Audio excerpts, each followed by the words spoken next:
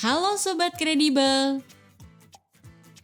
Video berikut ini akan menguraikan aspek kritis untuk setiap bukti dukung untuk domain proses variabel manajemen risiko. Pertama, SOP manajemen risiko.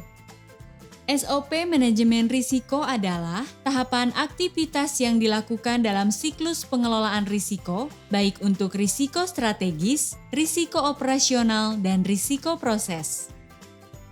Dalam hal penyusunan SOP manajemen risiko, perlu memperhatikan hal-hal sebagai berikut. 1. Peraturan Menteri Pendayagunaan Aparatur Negara Nomor 35 Tahun 2012 tentang Pedoman Penyusunan Standar Operasional Prosedur Administrasi Pemerintahan. 2. Peraturan Menteri Dalam Negeri Nomor 52 Tahun 2011 tentang Standar Operasional Prosedur di lingkungan pemerintah provinsi dan kabupaten atau kota. Aspek kritis dalam penyusunan SOP manajemen risiko meliputi 1. Terdapat pengesahan SOP yang terdiri dari untuk kementerian atau lembaga, SOP disahkan oleh pejabat yang berkompeten pada tingkat satuan kerja yang membawahi UKPBJ atau minimal pejabat JPT Pratama, dan untuk pemerintah daerah, SOP disahkan oleh sekretaris daerah.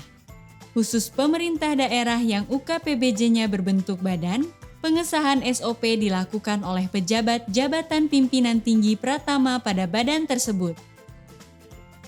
2. Terdapat tanggal pembuatan dan tanggal efektif. 3. Simbol, arah panah, keterangan pilihan keputusan yang digunakan sudah sesuai. 4. Mencantumkan standar baku mutu waktu. 5. Terdapat aktivitas identifikasi dan analisis risiko yang mencakup risiko strategis, operasional, dan proses. 6. Terdapat aktivitas penetapan peringkat risiko, skala prioritas penanganan, dan analisis penyebab. 7. Terdapat aktivitas menyusun dan menyampaikan laporan atas setiap aktivitas dalam pengelolaan risiko. Yang kedua adalah dokumen kode etik UKPBJ. Kode etik Pegawai Unit Kerja Pengadaan Barang Jasa atau UKPBJ adalah pedoman sikap, perilaku, perbuatan, tulisan, dan ucapan pegawai pengadaan barang jasa dalam menjalankan tugas dan fungsi pengadaan barang jasa. Kode etik pegawai UKPBJ merupakan bagian dari upaya memitigasi atau kontrol risiko pengadaan yang bersumber dari para pelaku di internal organisasi. Kira-kira kenapa perlu dokumen kode etik UKPBJ ya? Karena 1. Pegawai UKPBJ harus memiliki kode etik dan pedoman perilaku. 2. Kode etik dan pedoman perilaku adalah sebuah kerangka yang membangun profesionalitas dari pegawai UKPBJ. 3. Kode etik merupakan salah satu bentuk mitigasi risiko bagi para pegawai dalam menjalankan tugas dan fungsi pengadaan barang jasa. Untuk kementerian atau lembaga, dokumen kode etik ditetapkan oleh minimal pejabat JPT Madya. Untuk pemerintah daerah, dokumen kode etik ditetapkan oleh kepala daerah.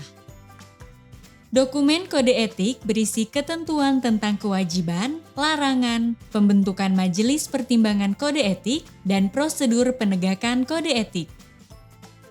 Personel pada majelis pertimbangan kode etik berjumlah gasal yang terdiri atas unsur Inspektorat Jenderal atau Inspektorat Daerah, unsur unit kerja bidang kepegawaian, dan unsur unit kerja bidang hukum. Majelis Pertimbangan Kode Etik dibantu oleh Sekretariat Majelis Pertimbangan Kode Etik yang berkedudukan pada Inspektorat Jenderal atau Inspektorat Daerah. Ketua Majelis Pertimbangan Kode Etik berasal dari unsur Inspektorat Jenderal atau Inspektorat Daerah.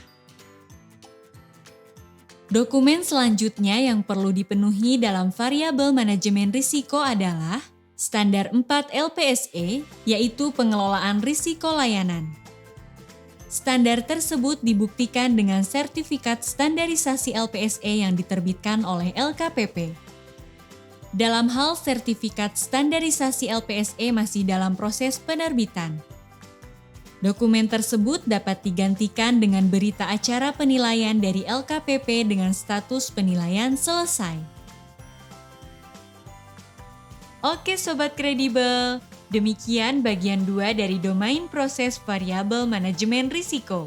Untuk bagian terakhir, simak video kita selanjutnya ya.